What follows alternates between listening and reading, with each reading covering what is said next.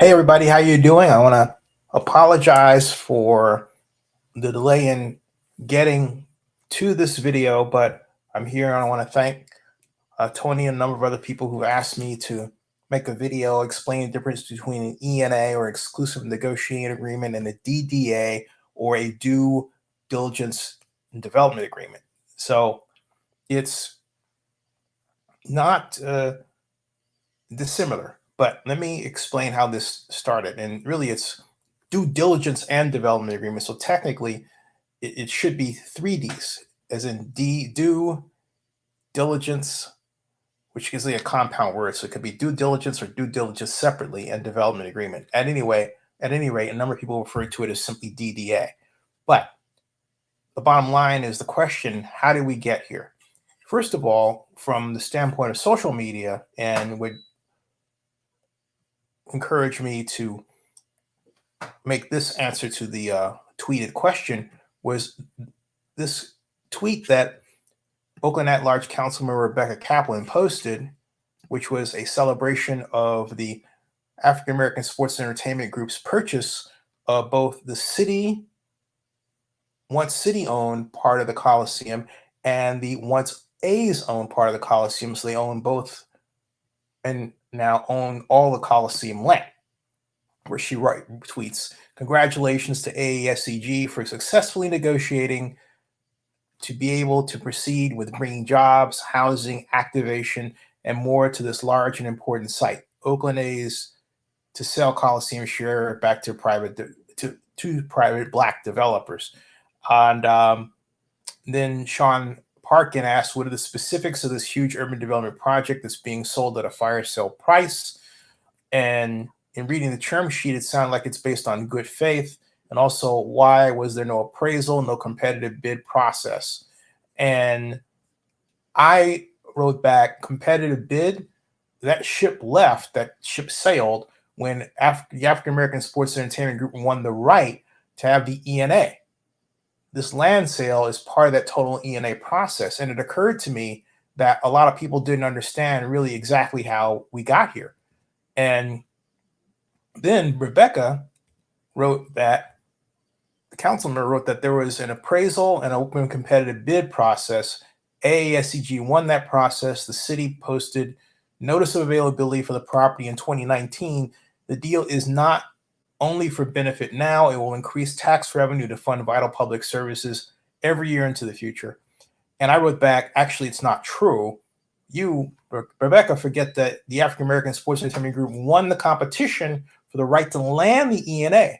The land sale is part of the ENA process that commenced and is to lead to a DDA. And I wanted to make that point because had I not, you and others would have had the impression, been under the impression that there was an open competitive bid process, and there wasn't.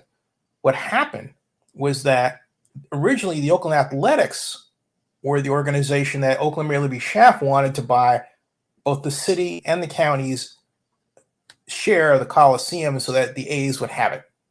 But between the Surplus Lands Act and the need to sell to a affordable housing developer and Libby's realization and recognition that African American developers seldom get an opportunity like this, she decided to open up half of the Coliseum development to Black developer groups.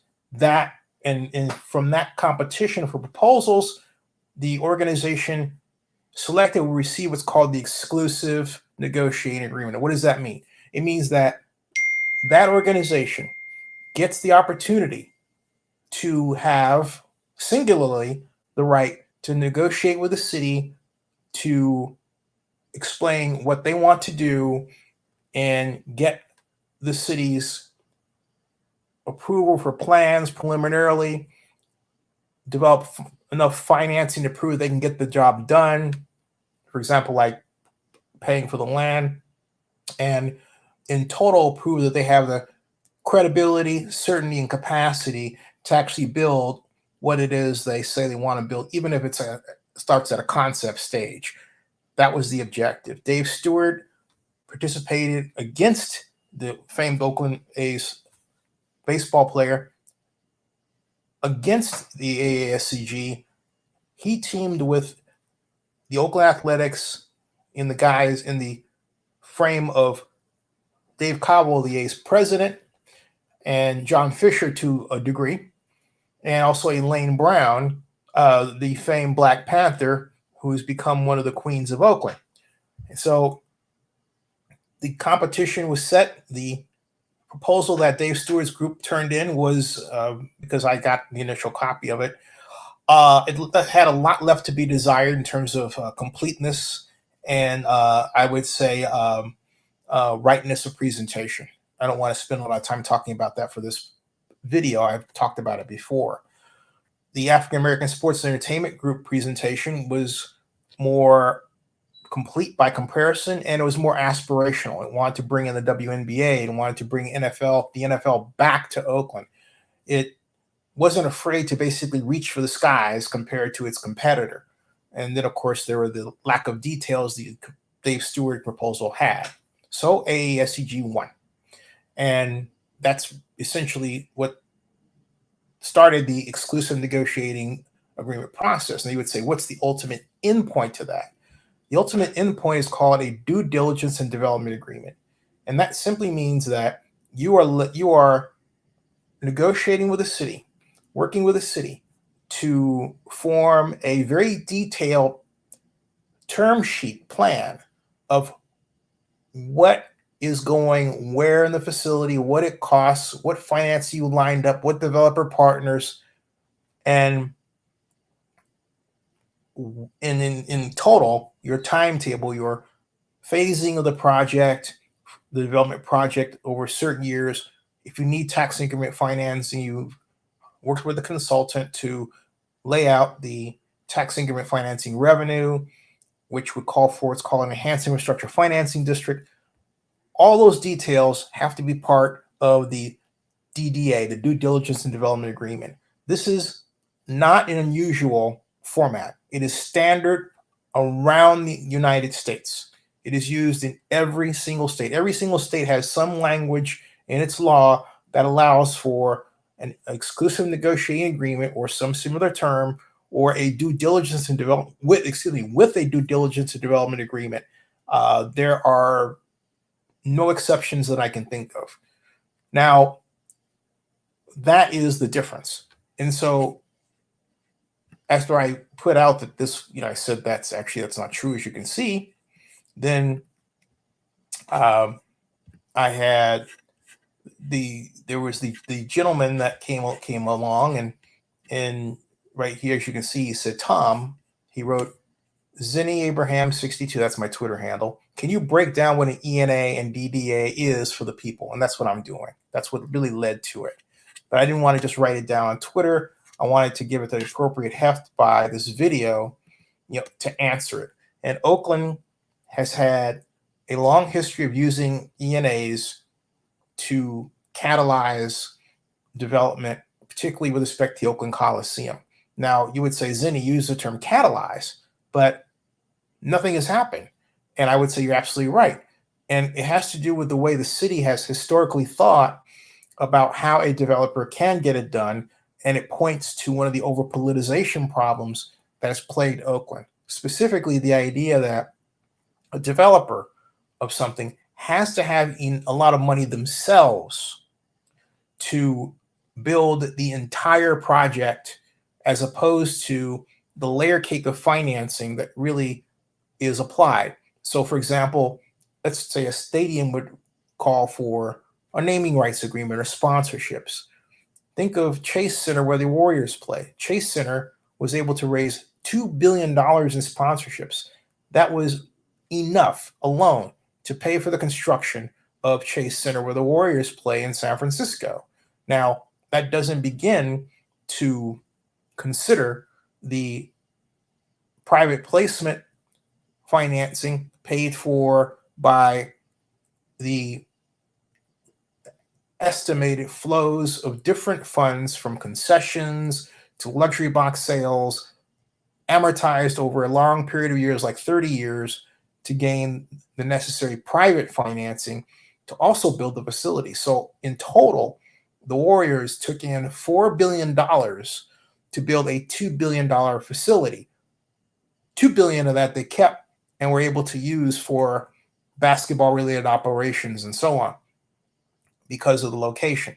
Remember, they gained one of the largest naming rights agreements in history by electing to locate where they did, just off the water, highly visible to everybody, a very photogenic site, as you can tell from the number of times that it's been featured on television for playoff games in the NBA Finals. And so that could have been done at Oakland. Even Joe Lacob said so himself, but I digress. My point is that you're developing a facility and you have to calculate how much money that facility is going to make for the purpose of being able to pay for its construction costs over time. That's the idea. You're not asking a developer to pay for the whole thing up front. No one takes their money and does that. That's why billionaires remain billionaires. There's this idea that because a person is a billionaire, they can more likely afford to do that like that, or like someone like Stan Kroenke, who owns the Rams and 6 other sports organizations around the world, paid for the facility himself, or for that matter, Steve Ballmer paid for Intuit Arena, where the Clippers will play later this year, himself. He didn't. He was able to use his money in part as collateral, but you always design a facility with respect to calculating how much money you can gain from different aspects of its operation. Let's take naming rights. Do you realize that many naming rights agreements today are 600 and 700 million? That's approaching 50% of the cost to build these arenas. So we're at the point where sponsorships alone can build these facilities. And you have the sponsorships, but that doesn't even begin to talk about the retail sales that would go on in the facility, the concession sales, the luxury box suite sales, and all manner of different ways you can think of to gain money from people who are going to be using the facility for basketball games, gigantic weddings between 2 families that never met each other that operate at 5,000 strong. Yes, they're that big at times. Or, for example, simply a kind of dog beauty contest, any kind of event you can think of that can be in the arena, that the arena can change over quickly to handle, becomes part of the revenue stream. That's the idea. And you use that revenue stream from it to, or a percentage of it, to pay for the construction private financing bond issue that you're going to working with a Goldman Sachs or some similar corporation. That's really the way it works. Okay, that's really the way it works. So we have the ENA, which really gets you in the door to get to a DDA. But in the history of the Coliseum, we have not had a place where the ENA led to a DDA, which led to construction. Like, for example, Floyd Kephart, he had an ENA, very, very famous example to build a new stadium for the Raiders. But what happened was that a number of people figured out, including myself, I told Mayor Schaaf that Floyd was really trying to use public money to get himself a share, to buy himself a share of the Oakland Raiders. Because he would say, I need 400 million, or really I need 200 million. But then Mark Davis turned around and said he needed 200 million for the Raiders. He was selling a 200 million share that eventually went to Tom Brady. But Floyd Kephart openly expressed interest in buying that for 200 million. So Kephart says he needs 200 million in tax dollars. Then he says he wants to pay the Raiders 200 million for, share of the team, right? It's not hard to figure out that he's going to pass through the tax money, because eventually it was discovered that Floyd Kephart did not have as much money as he claimed to have. And when that realization came forward, well, he was jettisoned. And it wasn't so much that he was jettisoned because he wasn't rich enough. It was the fact that he wasn't honest about what he was trying to do. He was trying to pull a fast one on the taxpayer. That's a no-no. So we've had if we didn't have that, we had the idea that the Prince of Dubai was going to finance it. The Prince of Dubai was not even at all involved in the project. And these issues, these occurrences happen because you have staff and city council people and the mayors who are not willing to bend to the sophistication of finance. They want to go with their own idea. They always believe that because politically you have council members and mayors that want to say, I found this person who was very rich. And the immediate time they say that is when you know the project isn't going to work. And that's what's happened in Oakland's history. All right. So thank you for the time, everybody. Keep asking the questions and I'll keep answering them. Please like and subscribe and even donate. $20 are much appreciated to this effort of Zenny 62 Media, Zenny 62 Media Incorporated, which is an actual Delaware C Corp. Thank you for your time. And that ends this stream.